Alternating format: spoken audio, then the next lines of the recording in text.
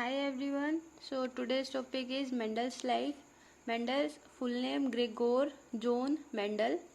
तो ये एक पीसेंट फैमिली के अंदर एक बहुत पुअर फैमिली से बिलोंग करते थे. इन्होंने जो अपनी स्कूलिंग थी वो भी अपने एफर्ट से खुद से की थी. ड्यू टू पॉवर्टी ये मोंक बन जाते हैं. जो रिलीजियस मैन होते हैं मोंक वो बन जाते हैं 1843.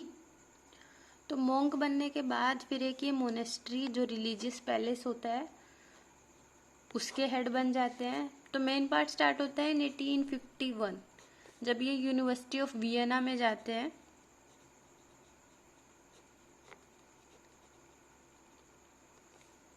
वहाँ पे ये स्टडी करते हैं नेचुरल हिस्ट्री एंड मैथमेटिक्स.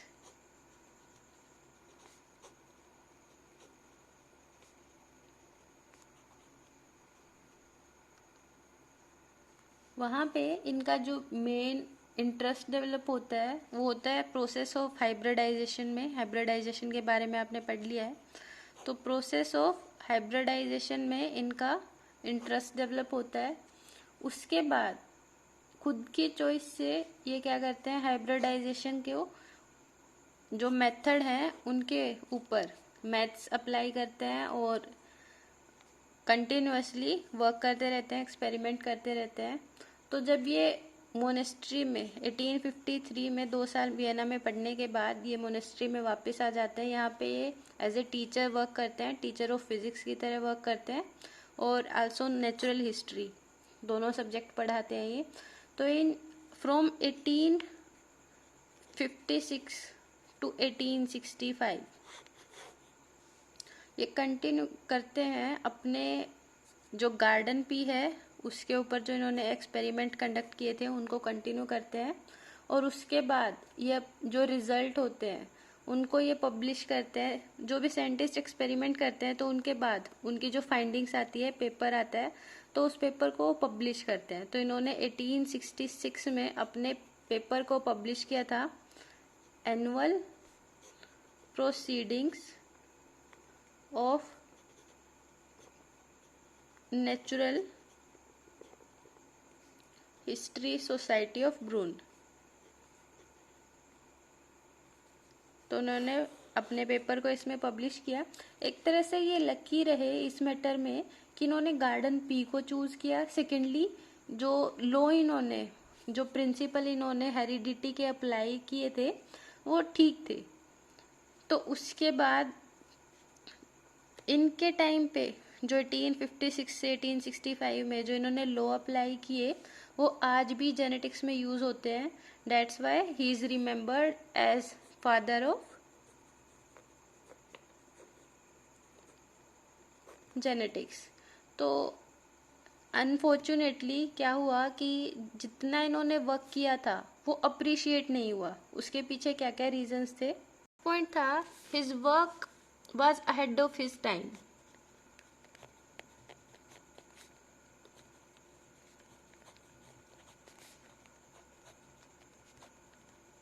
तो 1856 टू 1865 तक उन्होंने वर्क किया. उसके बाद 1866 में उन्होंने अपना वर्क पब्लिश किया.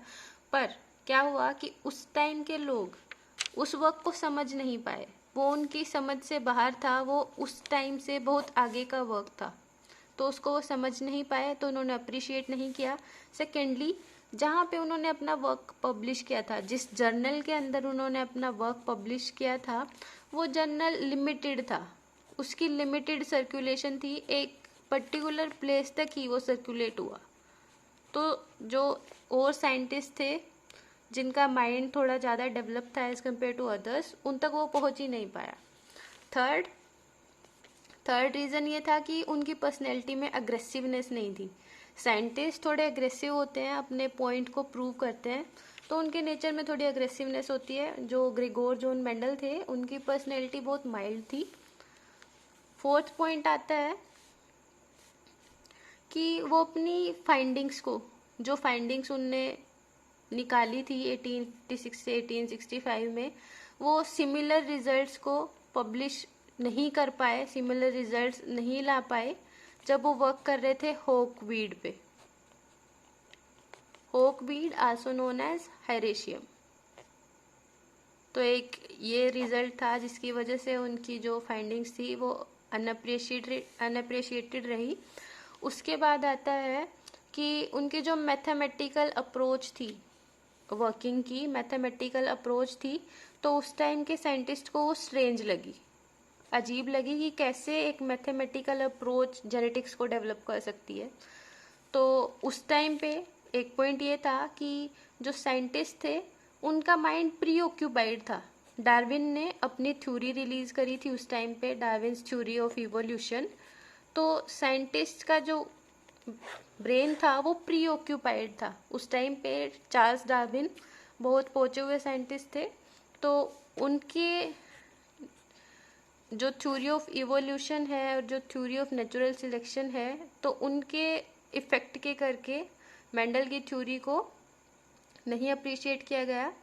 तो ये कुछ रीजंस थे। फिर अनफॉर्चुनेटली वो ऐसे ही वर्क करते रहे और उन्हें कोई रिजल्ट नहीं मिला, अप्रिशिएशन नहीं मिला। फिर 1884 के अंदर उनकी किडनी डिसऑर्डर की वजह से डेथ हो जाती है और वो बिना ये जाने मर जाते हैं कि जिस पे उन्होंने इतना वर्क किया था, अप्रोक्सीमेटली 10 to 11 ईयर्स वर्क किया था, वो बाद में इतना अप्रिशिएटेड होगा और बाद में वो as a father of modern genetics जाने जाएंगे। उन्होंने एक तरह से फाउंडेशन रखी थी मॉडर्न जेनेटिक्स की। तो ये मेंडल की लाइफ पे था कि अनफॉर्चुनेटली इतने महान साइंटिस्ट बिना ये जाने कि उन्होंने कितना ज़्यादा वर्क किया है, कितना ज़्यादा उन्होंने फाउंडेशन रखने में हेल्प करी है जेनेटिक्स की, डेथ हो जाती है उनकी। तो कैसे इनकी फाइंडिंग्स फिर दोबारा से रीडिस्कवर की गई। तो नेक्स्ट टॉपिक आता है रीडिस्कवरी ऑफ मेंडल्स फाइंडिंग। तो रीडिस्कवरी, उस मेंडल की फाइंडिंग की रीडिस्कवरी जिन साइंटिस्ट ने की थी, तो इन 1900 अलग अलग साइंटिस्ट जो इंडिपेंडेंटली अपना अपना वर्क कर रहे थे, 3 बायोलॉजिस्ट, जिसमें से फर्स्ट थे sir Hugo de Vries, second थे कार्ल कोन्स, थर्ड थे एरिक वोन शेमाक।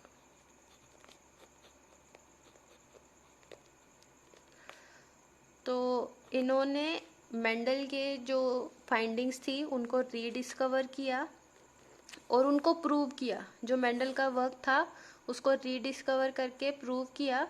और डी वेरिस ने क्या किया, इन 1901 में जो फ्लोरा मैगजीन थी, फ्लोरा मैगजीन और एक तरह से जो जर्नल था उस टाइम पे बहुत फेमस था, उसके अंदर रीपब्लिश किया मेंडल का जो वर्क था।